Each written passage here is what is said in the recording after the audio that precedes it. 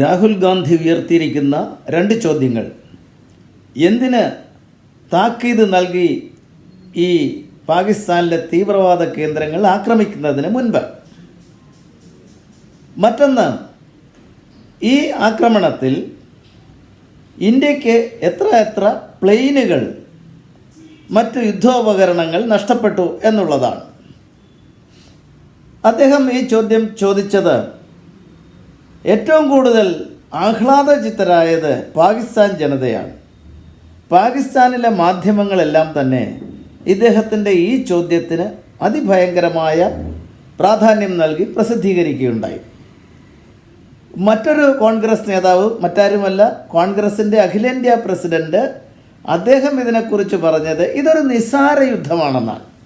അപ്പോൾ ഇന്ത്യ നടത്തിയത് വളരെ നിസ്സാരമായൊരു കാര്യമാണെന്നാണ്. ഇതിനെക്കുറിച്ചും പാകിസ്ഥാൻ മാധ്യമങ്ങൾ ശരിക്കും പബ്ലിസിറ്റി കൊടുത്തു.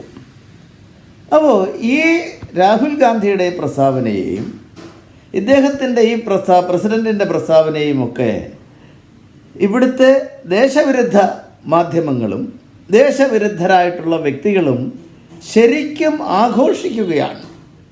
മോഡിക്ക് മൊഴിമുട്ടി, വിദേശകാര്യമന്ത്രി ജയശങ്കർ ശബ്ദമില്ല എന്നൊക്കെയാണ്. ഇതിനെക്കുറിച്ച് വളരെ വ്യക്തമായി തന്നെ ജയശങ്കർ പറഞ്ഞിരുന്നു. പാകിസ്ഥാന് വാണിംഗ് നൽകിയിരുന്നു. അതായത് പാകിസ്ഥാൻ്റെ തീവ്രവാദ കേന്ദ്രങ്ങൾ ആക്രമിക്കും എന്ന് വാണിംഗ് നൽകിയിരുന്നു.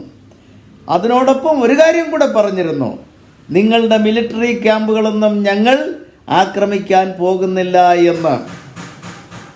ഈ പറഞ്ഞതിൻ്റെ, ഈ നേരത്തെ നൽകിയ ഈ വാണിങ്ങിൻ്റെ വ്യാപ്തി, അതിൻ്റെ ആ ഉദാത്തമായൊരു ചിന്താശക്തി എന്തെന്ന് ഈ മണ്ടന്മാർക്ക് മനസ്സിലായില്ല.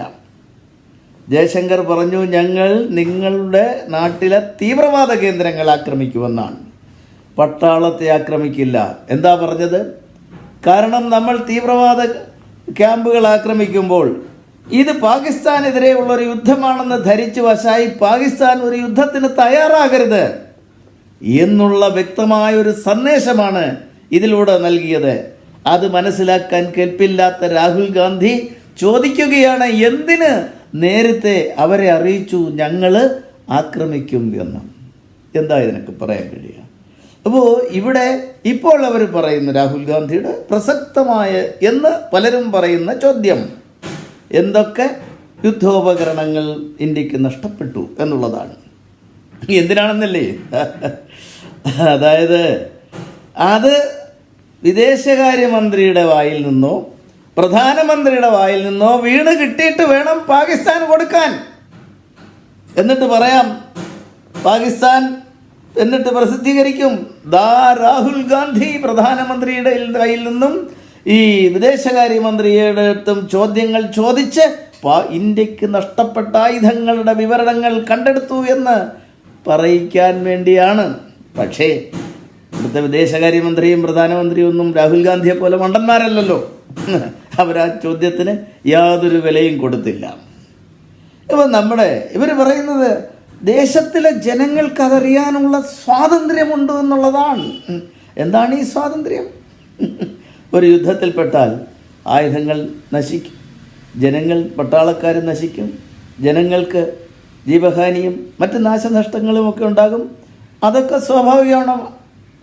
അത് ഈ നഷ്ടം സംഭവിച്ച രാജ്യക്കാർ എല്ലാ യുദ്ധം കഴിയുമ്പോഴും അല്ല യുദ്ധം നടന്നുകൊണ്ടിരിക്കുമ്പോഴും പെരുമ്പറ കൊട്ടി പറഞ്ഞു നടക്കണമെന്നാണോ ഈ വിഡ്ഢിയാന്മാർ പറയുന്നത്?